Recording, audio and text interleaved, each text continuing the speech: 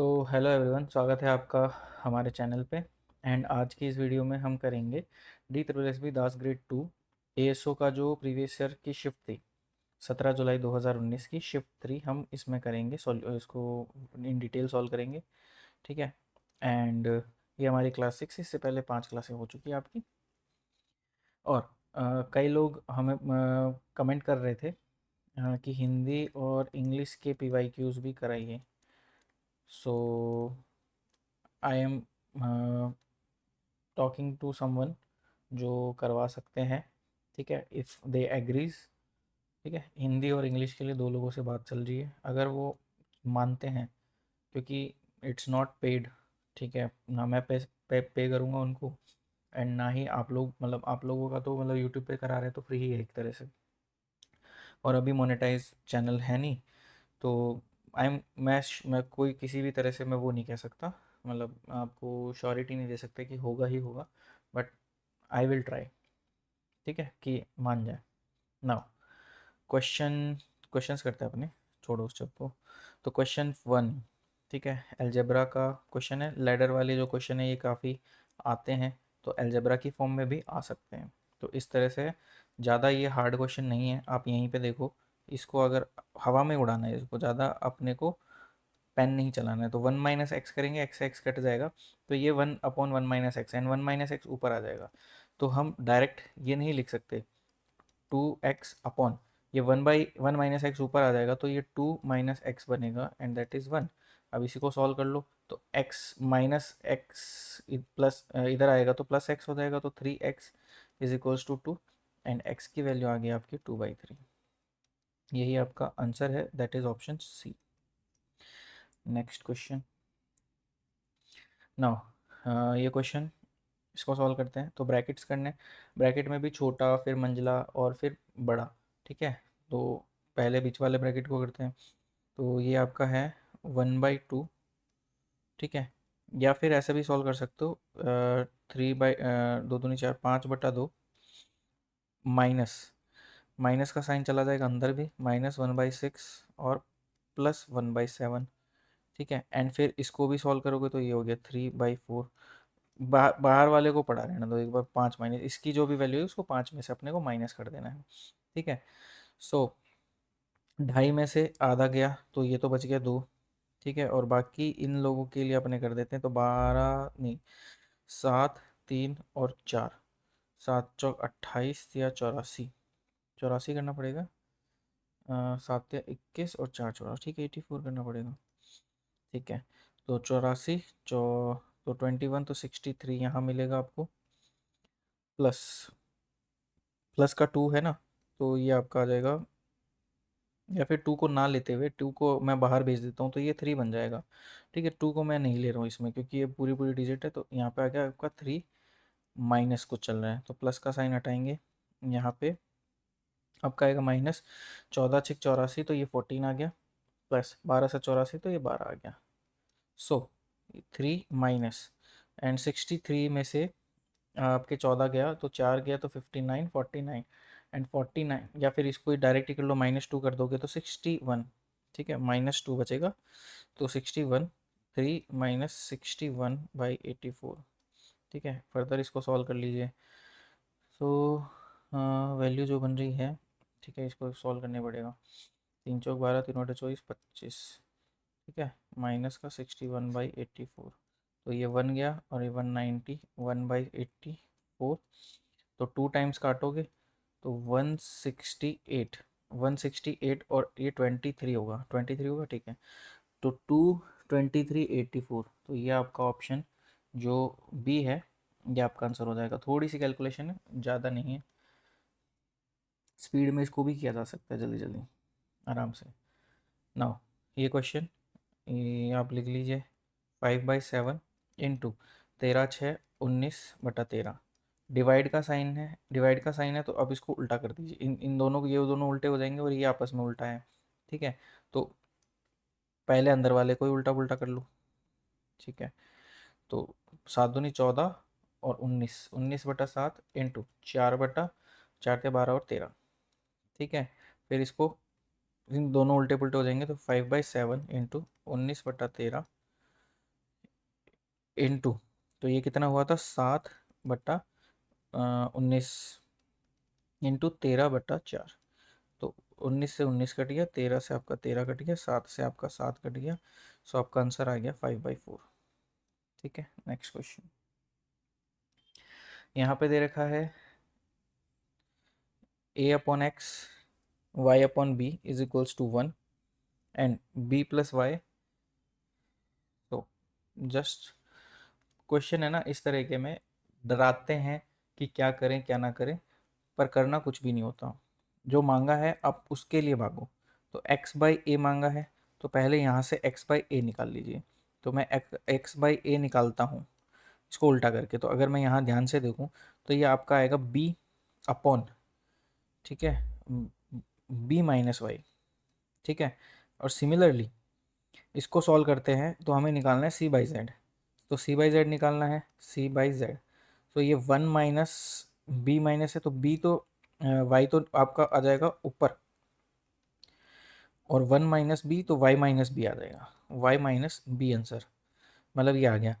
Now अब इनको solve कर लो, इनको प्लस करना दोनों को, तो b/b-y, एंड इसको भी b-y बनाऊंगा तो माइनस आ जाएगा y/b-y, एंड b-y आप एलसीएम ले लो, तो b-y, तो ये वैल्यू आ गया आपकी 1।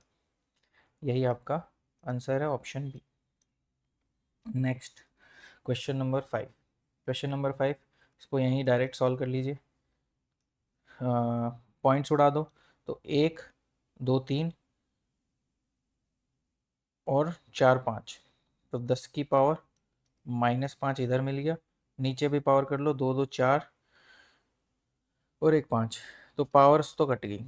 तो 36 इंटू 48 इंटू, तो यहाँ पे कितनी की थी, 1 2 3 और 4 5 की थी ना, तो 250 लिखेंगे इसको, 250। सही किया ना, 1 2 2 4 और 1 5, ठीक है।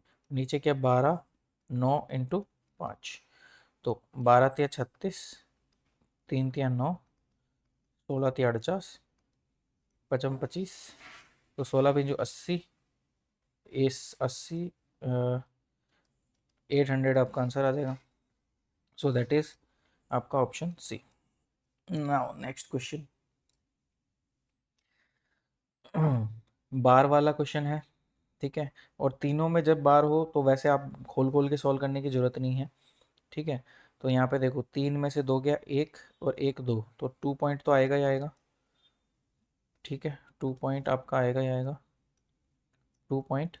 एंड बार्स की बात करें तो 36 में से 5 गए 31 और 31, 36 में से 5 गए 31 और 31 और 33 हो गया आपका 64, तो 64 के ऊपर बार। तो ये आपका आंसर है, ऑप्शन ही, ठीक है। नेक्स्ट क्वेश्चन, नेक्स्ट क्वेश्चन है आपका,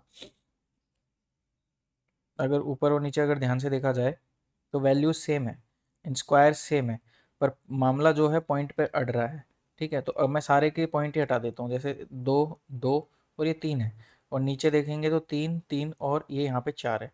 तो आप एक काम करो, जो आगे के हिसाब से है उसके हिसाब से पॉइंट उड़ा दो। तो ऊपर 10 की पावर -2, तो 10 की पावर -4 का हिसाब ऊपर बैठेगा, और नीचे अगर देखा जाए 10 की पावर -3, तो 10 की पावर -6 का हिसाब नीचे बैठेगा, और बाकी वैल्यूज़ कट जाएंगी, ठीक है। तो ये इसको काटेंगे तो कितना आएगा, 100। यही आपका आंसर है, ऑप्शन डी। नेक्स्ट, तो यदि 0.2323, ये आपको मैंने शायद पहली क्लास या सेकंड क्लास में कराया था कि जब रिपीटिंग होता है तो जितने रिपीटिंग है मतलब लगभग मतलब 2 3 रिपीट है, तो 2 3 रिपीट है, तो अब इसको कैसे लिखोगे, 23 अपॉन कितनी संख्या है, 2 संख्या है, तो 9 एंड 9, ठीक है। 23/9, ऑप्शन सी आपका आंसर होगा। Now next question, series, series आपको समझा देते हैं, ठीक है। सीरीज़ में ऐसी टर्म्स होती हैं, ठीक है, जैसे वन, यार पेन, 1/, जैसे 3 4 वाला क्वेश्चन भी आया करता है कई बार, ठीक है, +1/4 5, तो कंजिक्यूटिव टर्म्स हो, ठीक है। ये दो में ही बात कर रहा हूँ, तो आप इसको ऐसे भी लिख सकते हो, 1/3 -1/4, आप एलसीएम लेके ट्राई करो तो यही आएगा, ठीक है। सिमिलरली 1/4 -1/5, तो यहाँ पे जो बीच की वैल्यूज़ जो होती हैं वो कट जाती है, आपकी first term and last term बचती हैं। यही यहाँ पे समझने की बात है। बाकी यहाँ पे कुछ भी नहीं है। ठीक है, तो इसी को ध्यान में रखते हुए हम एक बार इसको सॉल्व कर लेते हैं। ऊपर ही सॉल्व कर लेते हैं जब आपको पता लगी है। तो यहाँ देखिए, इसको मैं खोल के लिखूंगा। तो 1/, 1 मिनट हैंग हो रहा है। ठीक है, इट्स वर्किंग ओके। तो 1/5 एंड 1/-1/6 इसको लिखा जा सकता है। इसको 1/6 -1/7 लिखेंगे तो ऐसे करते बीच की टर्म्स कट जाएंगे। अब यहाँ पे लास्ट टर्म हमें दे नहीं रखी, पर हमें 20 का पता है। ठीक है, तो आप पहले इसको फर्स्ट टर्म लिख लो। इसकी फर्स्ट टर्म मान लो कि अगर n बराबर, क्या पेन, यदि n बराबर 1 होता तो आपकी इसकी फर्स्ट टर्म क्या होती? फर्स्ट टर्म आप ऐसे देखते हो, 5 लिखा है तो 1 से ज़्यादा है तो n+4 और n+5, ये आपकी nth टर्म होगी। तो 20th टर्म क्या होगी? 1/24 इंटू 1/25, ये आपकी nth टर्म हो जाएगी। सो आपका जो सॉल्यूशन था उसमें है पहली term minus last term. Last term क्या है? 1/25। तो यही सॉल्यूशन है। 5 - 1 दैट इज 4/25। ठीक है, तो आपका आएगा 0.16। 0.16 आपका आंसर हो जाएगा। ठीक है, now next question. Next question is a³ - b³ का फॉर्मूला लगा लीजिए। तो a³ - b³ और नीचे जो दे रखा है a² + b² एंड ab। तो a³ - b³ क्या होता है? लिख लो। a³ - b³ होता है a - b a² + ab + b²।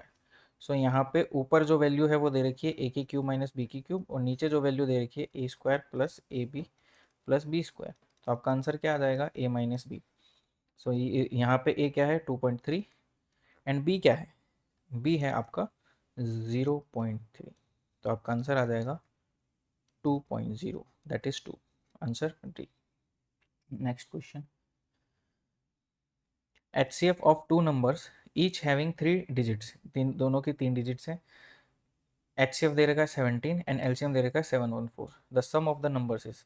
तो मैंने दो नंबर मान लिए, HX है और HY है, और इन दोनों का मल्टीप्लिकेशन क्या होता है?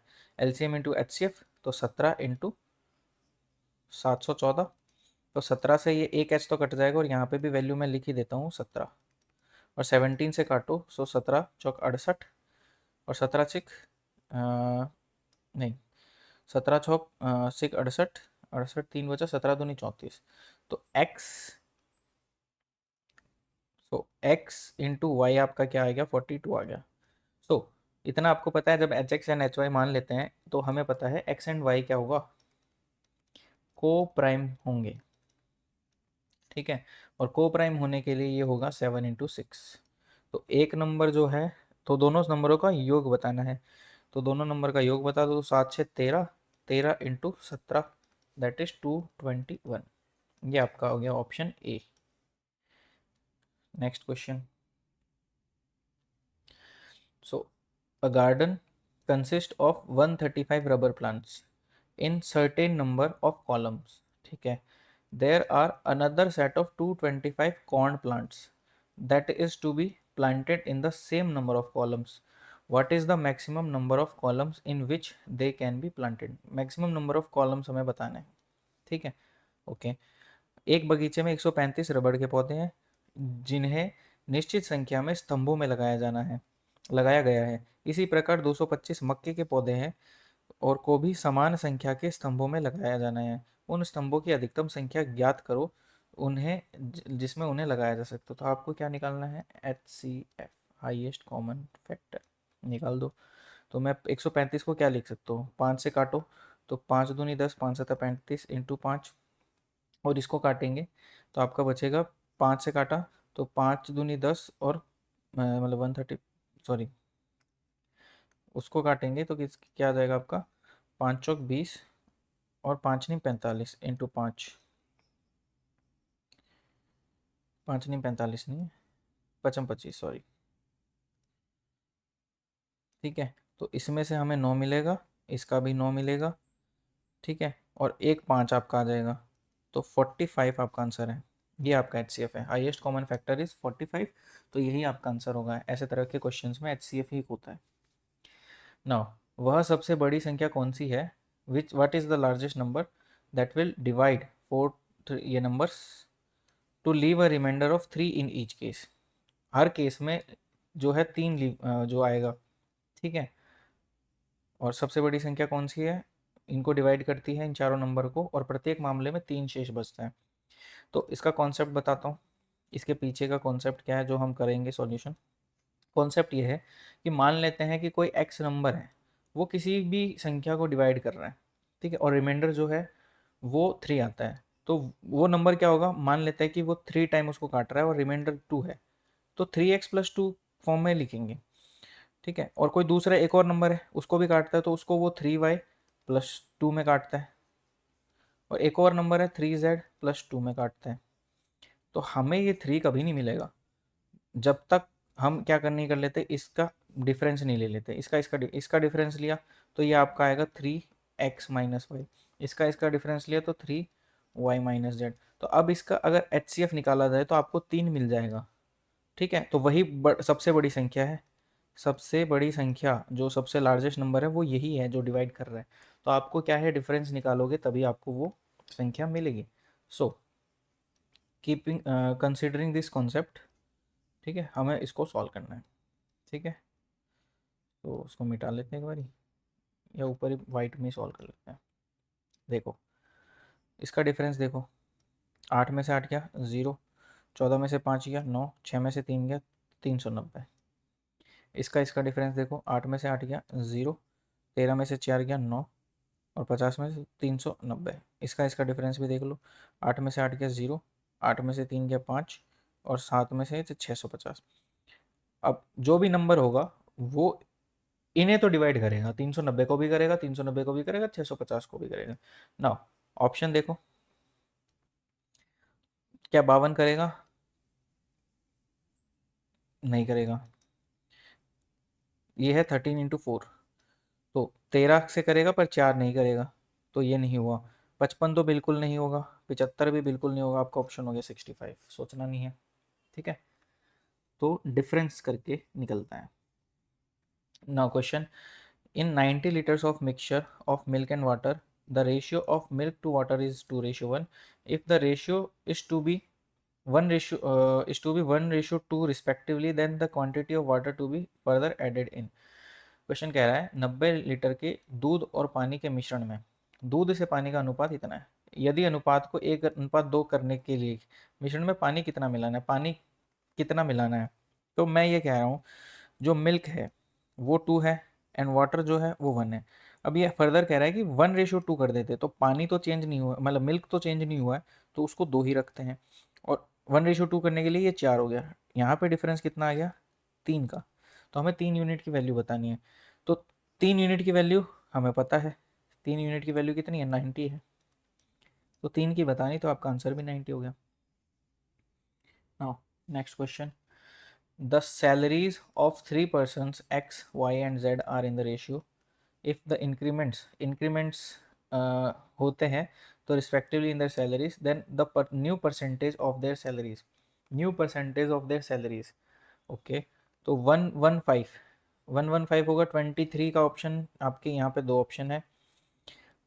11 का मल्टीपल होना चाहिए सेकंड, तो सेकंड है आपका 11 के मल्टीपल ये है, ठीक है, कोई दिक्कत नहीं। 20, तो 120 का मल्टीपल होगा 120, तो इसी की वैल्यू निकाल लो, ठीक है। तो 55 तो होगा ही नहीं, 60 ही होगा, आपका ऑप्शन डी हो गया। डायरेक्ट भी निकाल सकते थे, पर क्यों निकालना है जब ऑप्शंस हैं हमारे पास में। Now question number 16, Amit bought 600 mangoes, 600 आम खरीदता है और 400 एप्पल खरीदता है फॉर हिज शॉप, अपनी दुकान के लिए। If 15% of the mangoes and 8% of the apples were rotten, then the percentage of fruits in good condition, good condition में फ्रूट्स कितने हैं, ठीक है। तो आप इनके बस रेशियो के हिसाब से काम कर लो। तो 200 से काटोगे तो 3:2 में इनके फल हैं, ठीक है, 3:2 में फल हैं। तो 45% सही की खराब ही निकाल लेते पहले, 45% ये खराब हो गए प्लस 16% ये खराब हो गए, टोटल 5 पे खराब हुए हैं। तो 51 61, 61/5, तो ये हो गया 12.2। 12.2 का मतलब हुआ आपका 87.8 जो है वो फ्रूट सही सलामत है, यही आंसर आपका है। Now question number 17. A television manufacturing company declares that a television is now available for rupees 25,600. मेरे ख्याल में ये हैंग हो रहा है।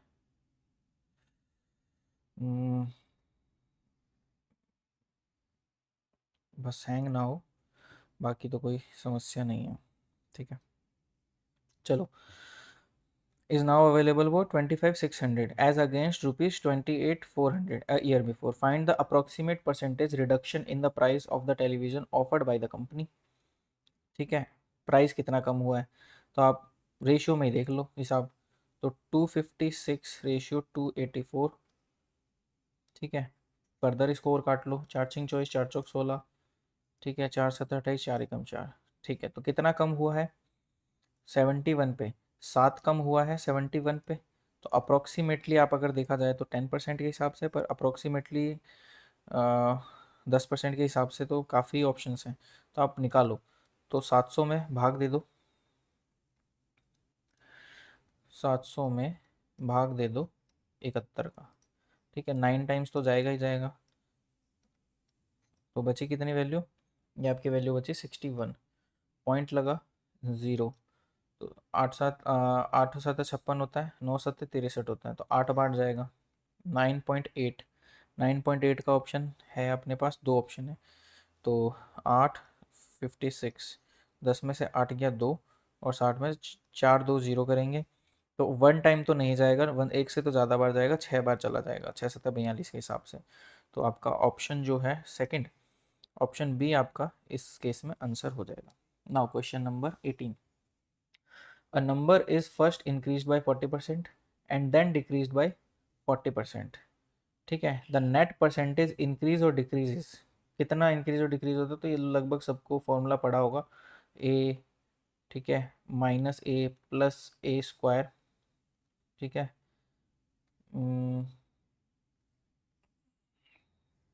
एक मिनट, प्लस नहीं होगा, यहाँ पे होगा माइनस। ठीक है, माइनस ए स्क्वायर अपॉन 100% ऐसा कुछ। ठीक है, तो यही आपका आंसर है। 16% का डिक्रीज़ होगा, क्योंकि नेगेटिव हुआ है, तो 16% का डिक्रीज़। ये से कट जाता, आपका आंसर आता माइनस का A² 100। Now question number 19। The average age of father and his son, two sons, तो तीनों की मिला के अपनी 81 है। 5 years ago the average age of two sons was, ठीक है, 5 साल पहले। तो 24 5 साल पहले थे, अभी कितने के हैं, 34 है। तो 81 में से 34 घटा दो, तो आपके पिता की उम्र वो मिल जाएगी उनके। 11 में से 4 गया 7, एंड 7 में से 3 गया 4। 47 ईयर्स के उनके फादर हैं।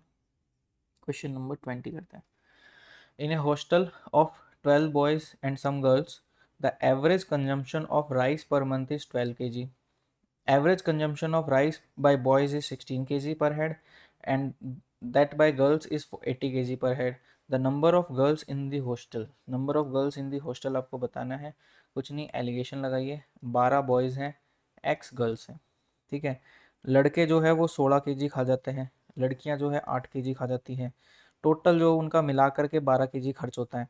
तो इधर डिफरेंस आपके 4 का है, इधर डिफरेंस भी 4 का है। ठीक है, तो 1:1 हो गया।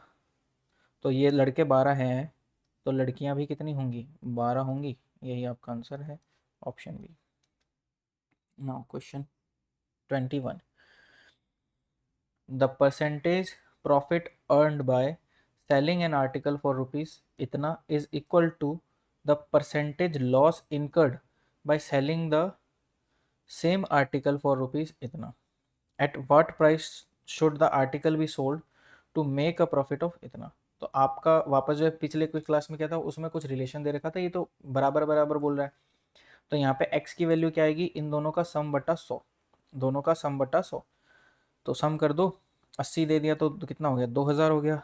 2000 और 3200, 3200 की राशि है। 25% कमाना है, तो 5/4 कर दो, तो 8 4000। कुछ गलत किया, कैलकुलेशन मिस्टेक, नहीं आधा नहीं किया, आधा भी कर दो, 1600। 4 चौक 16, तो आपको इसको 2000 रुपये में बेचना पड़ेगा। ठीक है, तो सीपी मिल गई थी आपको, मतलब उन दोनों के सम बटा 100। ठीक है, कैसे किया, ये ऐसे किया। पहले प्रॉफिट कमाया उसने 920 पे, ये एक्स आपका सीपी है, और जो दूसरा लॉस था एक्स 12280, दोनों बराबर दे रखे थे, तो ये इधर, तो 2x इज इक्वल्स टू आपका आ गया 3200, एक्स आपका बन गया 1600, और आपको सीपी निकाल मतलब जो सेलिंग प्राइस निकालनी थी 25% पे बेच के, तो मल्टीप्लाइड बाई 5/4, जिससे आपका आंसर आ गया। Now question number 22, a shopkeeper sold a television set for rupees इतना after giving a discount of इतना on its marked price and earned a profit of इतना, if no discount was offered then the percentage of profit earned would be, percentage ही पूछा है तो आपकी इस value का कोई लेना देना नहीं है, इसको भली काट दो। ठीक है, इससे हमें सॉल्व ही नहीं करना। ठीक है, तो प्रॉफिट कितना कमाया उसने, 100 की चीज़ थी, प्रॉफिट कमाया 19.6 का, तो उसने 119.6 रुपये में बेची होगी, पर उसने 8% का डिस्काउंट भी दिया था। 8% का डिस्काउंट मतलब 25 की चीज़ आपने उसने 23 में बेच दी, ये वैल्यू है आपकी 23 की, बनानी आपको 25 की है, तो 23 से काटो, 23 पंजे 115, तो 4 बचा, और 23 दूनी 46, तो फिर 5.2 एक यूनिट की वैल्यू है, तो इसकी वैल्यू आएगी 5.2। तो कर लो सॉल्व इसको, 5 2 26, और ये आपका आ गया 130। अगर ये इसी पे बेचता, कोई छूट नहीं देता, तो लाभ परसेंट का कितना होगा, 30%। इजी। Now next question 23। 23 क्या बोलता है, अ कॉस्ट ए, जो मतलब ए cost rupees 500 per KG, after mixing it with B costing rupees 250 per KG, A shopkeeper sells the mixture at 480 per KG, thereby making a profit of 20%। 20% कमा रहा है इस पे, मतलब 20% कमाने का मतलब ये हुआ, 5 की चीज़ उसने 6 पे बेची, 6 की वैल्यू दे रखा है 480, तो 8, तो ये हो गया 400, 400 उसका बना था, जो भी मामला था। ठीक है, पर मिलाया किस रेशियो में वो बताना है, 500 का भी मिलाया है, 250 का भी मिलाया है, ओवरऑल जो इनको मिलाने के बाद में जो उसकी रेट पड़ी उसको खुद के घर पे 400 रुपये की रेट पड़ी, यहाँ पे डिफरेंस आपका 100 का है, यहाँ पे डिफरेंस देखा जाए तो आपका 150 का है, तो ये आपका आ गया 3, और ये आपका आ गया 2, 3:2 में उसने मिलाया होगा, यही आपका आंसर है, ऑप्शन सी। ठीक है, नेक्स्ट क्वेश्चन 24। 24 क्या कहता है, a shopkeeper gives a discount of 20% on the labeled price of a calculator. On this discounted price he gives an additional discount of rupees of 12%. If the final selling price of the calculator is 704, then the labeled price बतानी, मान लो labeled price x है, पहले 20% का discount दिया, ठीक है, तो वो हो गई 4/5, फिर वो कह रहा है कि मैंने और डिस्काउंट दे दिया, कितने का दे दिया, 12% का दे दिया, 12% का देने का मतलब हो गया है 22/25, तो सामने है 704, तो 22 से काट दो, 22 × 66, और 22 दूनी, फिर आ गया आपका 4×8 = 32। ठीक है, तो 25×8 = 200, और 200 × 5 हो गया आपका 1000, तो यही आपका आंसर है, कैलकुलेटर की प्राइस थी 1000 रुपया, option B. Now next question, if the difference between a discount of 35% and two successive discounts of 20%, ठीक है, on a certain bill is 22, ठीक है, तो इसका सक्सेसिव करते हैं तो 20 and 20, ठीक है, 40, और 40 माइनस, मतलब ये हो गया -20, -20, माइनस माइनस प्लस 4, मतलब 400/100 हुआ, तो 4 बचा, तो ये 40 में से गए 36, तो इनमें दोनों में डिफरेंस कितना है, 1% का डिफरेंस है, उसकी वैल्यू है 22, तो बिल की राशि कितनी थी, 22 × 100, 2200। Now question 26। क्वेश्चन क्या कह रहा है, at what annual rate of interest will a sum of money earn 2/5 of principal as simple interest in 10 years, rate बतानी है, कोई बात नहीं, हम रेट बता देंगे। सिंपल इंटरेस्ट कितना हो गया, 2/5 ऑफ प्रिंसिपल हो गया, principal into rate into time बटा 100, फॉर्मूला लगाया सिंपल, p से आपका p कट गया, 10 से आपका 10 कट गया, 5 से आपका 2 कट, ये दो बार कट गया, रेट आगे 2 दूना 4, 4% रेट ऑफ इंटरेस्ट। ठीक है, सिंपल रेट इंटरेस्ट की rate. It's hanging, I hope चल रहा हो भाई, सही चल रहा है अभी तक तो। ठीक है, now question 27। Simple interest on a certain amount is 9/16 of principal if the numbers representing the rate of interest in percentage and time are equal। मतलब रेट और टाइम जो है वो इक्वल दे रखी है, यहाँ से हमें ये पता लगता है। Then the time for which the principal is lent out, तो हमें टाइम बताना है, टाइम बताना है। ठीक है, राशि तो कोई दिक्कत नहीं, नॉर्मल आप इसको सॉल्व कर लेंगे। 9/16 इज इक्वल्स टू टी का स्क्वायर अपॉन 100, बस। तो सॉल्व कर लो, तो सीधा ही कर लो, नहीं या तो फिर काट छांट कर लो, सीधा कर लेते हैं। तो यहाँ से कितना आएगा, अगर स्क्वायर रूट ले लेते हैं तो 9 का 3 बना, 100 का बना 10 और इसका बन गया 4। तो 2, 5, तीनों पंजे 15, 15/2, 7.5% की आपकी rate of interest, sorry 7.5 year, rate of interest भी 7.5 ही है, गलत नहीं कह रहा मैं, क्योंकि दोनों इन वैल्यू इक्वल है। ठीक है, हमें बताना टाइम था तो 7.5 साल लगा। Now question number 28। A person divided a sum of rupees 2600 into 3 parts, ठीक है, and invested the parts in 4%, 6% and 8% per annum simple interest respectively. At the end of the year, the person got the same interest in all the case on 3 cases. The money invested at 4% was, ठीक है। तो simply इनको ratio में कैसे बांटोगे, जितना इसका percentage है इसको 1/1 करके। ठीक है, ये होगा कैसे, कॉन्सेप्ट क्या कहता है पीछे का वो मैं बता देता हूँ। कि मान लेते हैं कि उसकी एक राशि थी, उसने 4% पे कमाया, इंटरेस्ट सेम है, तो 4% पे कुछ कमाया है।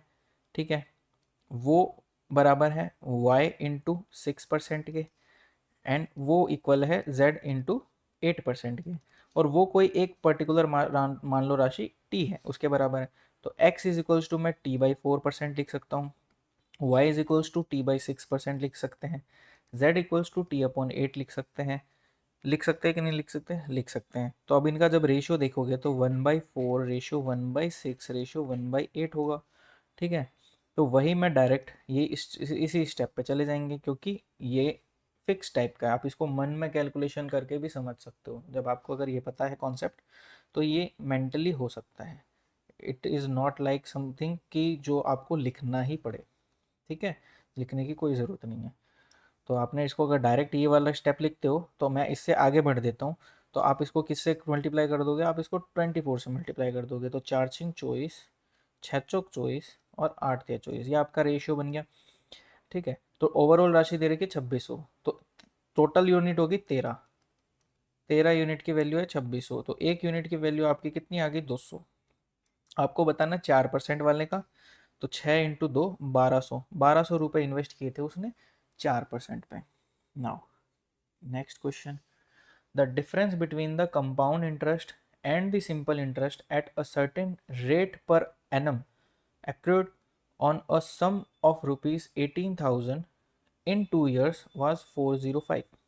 the rate of interest per annum was, the rate of interest per annum आपको बताना है।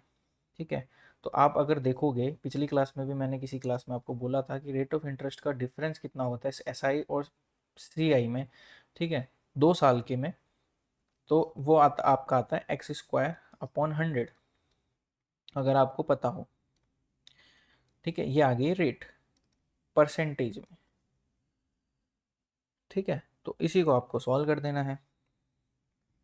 सॉल्व करेंगे, 18,000 multiplied by x² upon 100 and upon 100 इस परसेंटेज का, ये तो परसेंटेज नंबर आया है। ठीक है, तो सामने वैल्यू आ गई 405, तो 2 0 से 2 0 गया, 1 से 1 चला गया, 9 दूनी 18 और 9 चौक 36, 9 पंजे 45, 2 5, तो एक्स स्क्वायर की वैल्यू आ गई, 5 से मल्टीप्लाई करेंगे तो आपका आया 225।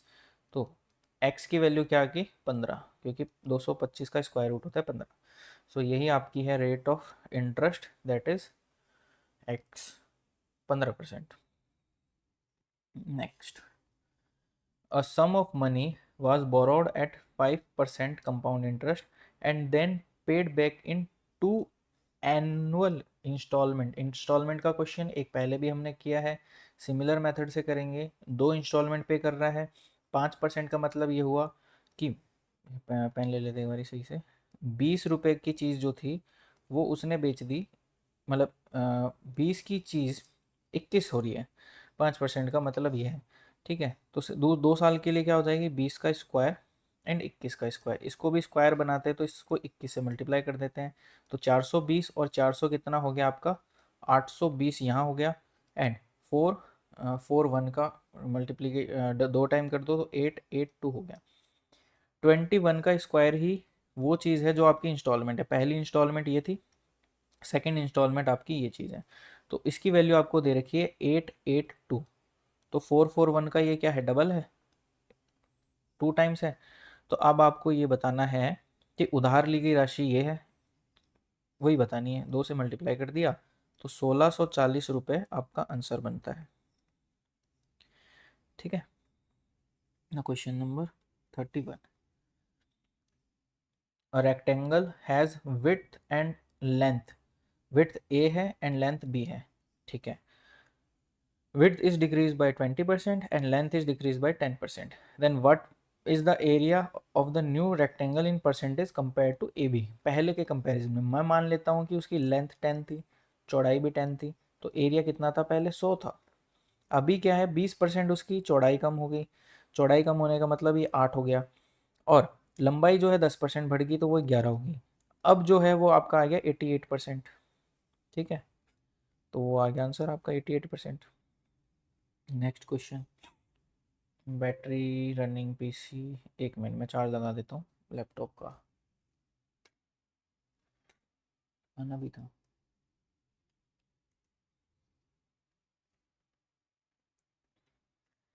Now if the height of a triangle is increased sorry decreased by 40% and its base is increased by 40%, area में कितना डिफरेंस है, मान लो 10 × 10 ही था, कोई दिक्कत नहीं है, 100 था, इसको 40% डिक्रीज किया तो ये कितना हो गया, 6 हो गया, इसको 40% इंक्रीज किया तो ये 14 हो गया, 84 आ गया। कितने का फ़र्क पड़ रहा है, 16% डिक्रीज हो जाएगी, यही आपका आंसर है, 16% decrease. Next question, Anbu can do a job in 10 days, लिख लो 10 दिन में कर सकता है। Babu can do the same job in 20 days, Babu कर सकता है 20 दिनों में। ठीक है, they start doing the job together, पहले उनकी मान लेते हैं कि ये 20 टोटल वर्क था, इसकी एफिशिएंसी 1 है, इसकी एफिशिएंसी 2 है और इसकी एफिशिएंसी 1 है। तो दोनों साथ में काम करना शुरू करते हैं और 4 दिन के बाद बाबू छोड़ के चला जाता है। ठीक है, तो टोटल काम दोनों ने मिलके कर लिया, 12 काम कर दिया और बाकी बचा हुआ काम अनबू करेगा बेचारा। How many more days will be required by Anbu to complete the work, तो 8 काम करना है, 2 से डिवाइड कर दो, 4 दिन बेचारे को और लग जाएंगे क्योंकि उसका बाबू छोड़ के चला गया। Next question, A takes 30 days to finish a work, same. B and C are thrice and twice as efficient, efficiency है तो टोटल वर्क में मान लेता हूँ कि 30 ही है, तो इसकी एफिशिएंसी 1 आ जाएगी। बी जो है वो थ्राइस है, 3 गुना है, और सी जो है वो ट्वाइस है तो 2 हो गया। If A B C work together, 3 2 5 और 1 6, ठीक है, then how many days will they take to finish the work, तो 30/6 कर दो, 5 दिनों में वो ख़त्म कर देंगे। नेक्स्ट क्वेश्चन, 36 नहीं आया ना, ठीक है। नेक्स्ट क्वेश्चन है, A finish sorry A takes 30 days to finish your work, A को लगते हैं 30, क्या हुआ? अभी मैंने करा तो था इसको सॉल्व, कुछ गड़बड़ हुई है भाई? इस रिकॉर्डिंग तो हो रही है ना, क्योंकि यार बार बार रिकॉर्ड करना सही नहीं रहता। पता नहीं उसका सॉल्यूशन कहाँ उड़ गया, ऊपर नीचे पता नहीं कहाँ चला गया है, समझ से बाहर है। सॉल्व तो किया था, चलो कोई नहीं, इग्नोर इट। नाउ ये कह रहा है कि two trains start from A and B and travel towards each other at speed 50 km per hour and 60 km per hour respectively. When they meet each other, the second train has traveled 120 more than the first train. ठीक है, the distance between A and B is, the distance between A and B is, तो आपको यहाँ पे समझना ये है कि इनकी स्पीड का डिफरेंस कितना है। तो 10 km/h, तो सेम डिस्टेंस के लिए मान लेते हैं कि इनको दोनों को मिलने में टी टाइम लगता है, टी टाइम लगता है, तो उसी टी टाइम में 10 किलोमीटर, 10 टी जो डिस्टेंस है वो ज़्यादा चलेगा। कौन ज़्यादा चलेगा? बी ज़्यादा चलेगा, ठीक है। और उसी की वैल्यू आपको दे रखी है 120, तो टाइम मिल गया 12, मतलब 12 घंटे में ये लोग एक दूसरे को मिलते हैं, ठीक है। तो the distance between A and B निकाल लो, distance between A and B निकाल लो, तो कितना टोटल इन्होंने मिलके चला होगा, तो दोनों की स्पीड कितनी है? 5 6 11 110, और टाइम कितना है? 12। यही आपका आ जाएगा 1320। एंड आपको वैसे अगर वैसे नहीं निकालना था तो 5 6 11 का मल्टीपल एक ही है, वो आंसर हो जाता आपका। Next question, question number 37। The angle of elevation of an aeroplane from point A on the ground is 60 degree, ठीक है। यहाँ पे पॉइंट ए है और यहाँ पे कोई प्लेन उड़ रहा है आपका, ठीक है। तो उसका एंगल ऑफ एलिवेशन जो है वो 60 डिग्री है, ठीक है, 60 डिग्री है। After a flight of 15 second, 15 seconds वो आगे चला गया, ठीक है। तो यहाँ पे इसका एंगल ऑफ एलिवेशन जो है वो हो गया 30 डिग्री सेम पॉइंट से, ठीक है। 15 सेकेंड की इसने फ्लाइट ली है horizontally, the angle of elevation changes to 30 degree if the aeroplane is flying at a speed of 200 metre पर सेकेंड। मतलब इसने डिस्टेंस दे ही दी है एक तरह से, 200 इंटू 15, मतलब इसने चली 3000 मीटर, ये डिस्टेंस इसने चली है। Then the constant height at which the aeroplane is flying, आपको हाइट बतानी है, ठीक है। तो पहले यहाँ पे हाइट देख लो, तो h अपॉन ये भी x मान ली, तो h upon X is equals to √3, तो यहाँ से x निकाल लो, तो h/√3 आपको मिल गया। सिमिलरली सॉल्व करेंगे दूसरे के लिए, तो आपकी हाइट अपॉन x प्लस 3000, वो आपका आ जाएगा 1/√3, एंड x की वैल्यू h/√3 रखनी है, तो आपको इधर ये लिख दिया √3h is equals to x की जगह h/√3 प्लस 3000। यहाँ जाओगे तो कितना आएगा? √3 से √3 3 - 1, तो 2h upon √3 is equals to 3000, तो 2 से हो गया 1500, तो h आ गया 1500√3, ठीक है। कोई दिक्कत परेशानी तो नहीं होगी मेरे ख्याल में सॉल्यूशन में। 1500 के भाई दो ऑप्शन है, दोनों ही सही है। Now question number 38।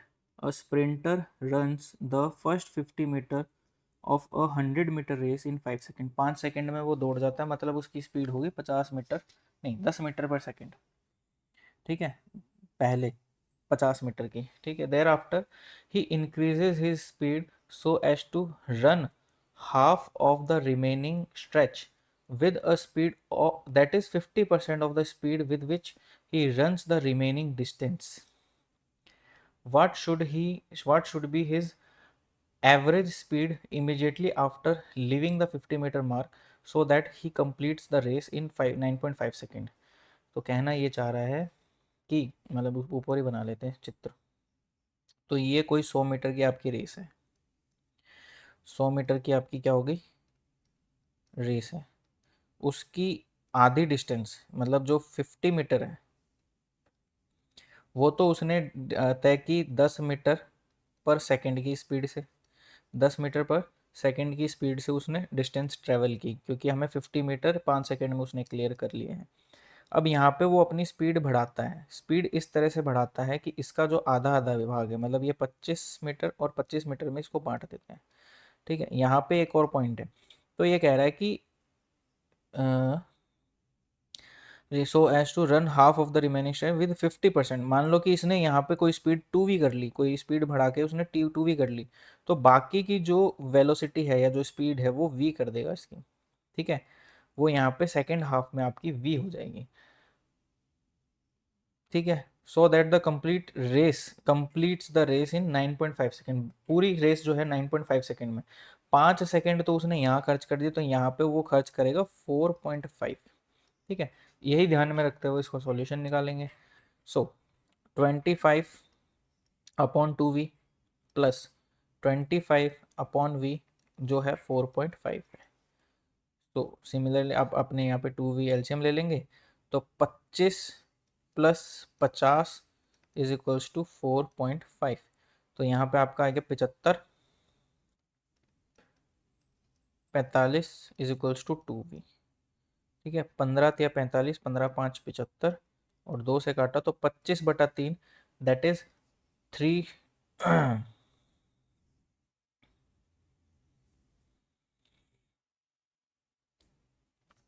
तो तुरंत बाद उसकी औसत गति कितनी आएगी, 3 से करेंगे तो 3 8 24 और 8.33 करके आपका जो आंसर है वो आपका आंसर हो जाएगा 8.33।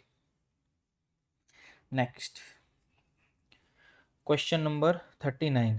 The following table shows the number of students who went abroad for higher studies from different states A to F over the years.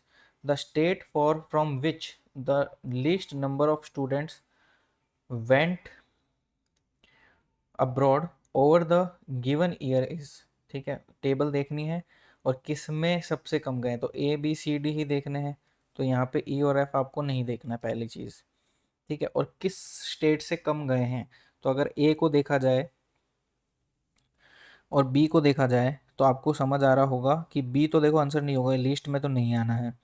ए और सी को देखा जाए तो इधर 750 ज़्यादा है, इधर ये थोड़ा सा डिफरेंस है, इधर आपका डिफरेंस थोड़ा सा इधर ऊपर है, यहाँ पे देखा जाए तो इधर डिफरेंस यहाँ पे ऊपर है, और यहाँ पे देखा जाए तो ये थोड़ा बराबर बराबर से लग रहा है ए एंड सी।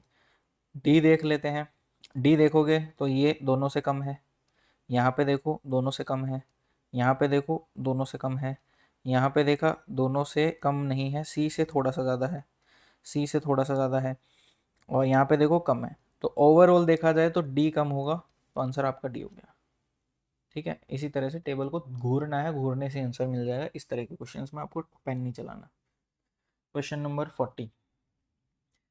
तो क्वेश्चन नंबर 40 कहता है the ratio of the number of companies having more demand than production to the number of those having more production than demand. ठीक है, तो नीला जो है डिमांड का है, जिसकी डिमांड ज़्यादा है, तो पहला पहला जो बताना है, पहले में कितना क्या है, मोर डिमांड वाला, तो आपको पहले डी दिखाना है, फिर आपको दिखाना है प्रोडक्शन वाले। तो मोर डिमांड वाले कितना है, ए है, सी है एंड ई है। तीन जो है आपके मोर डिमांड के, टोटल 1 2 3 4 5 ही हैं, तो 3:2 आपका आंसर हो जाएगा, जो कि आपका ऑप्शन सी है। ठीक है, सो हो गए सॉल्यूशन। टोटल 40 क्वेश्चंस हमने आज किए हैं, एंड थैंक्स फॉर वाचिंग। यहाँ पे नीला करना पड़ेगा।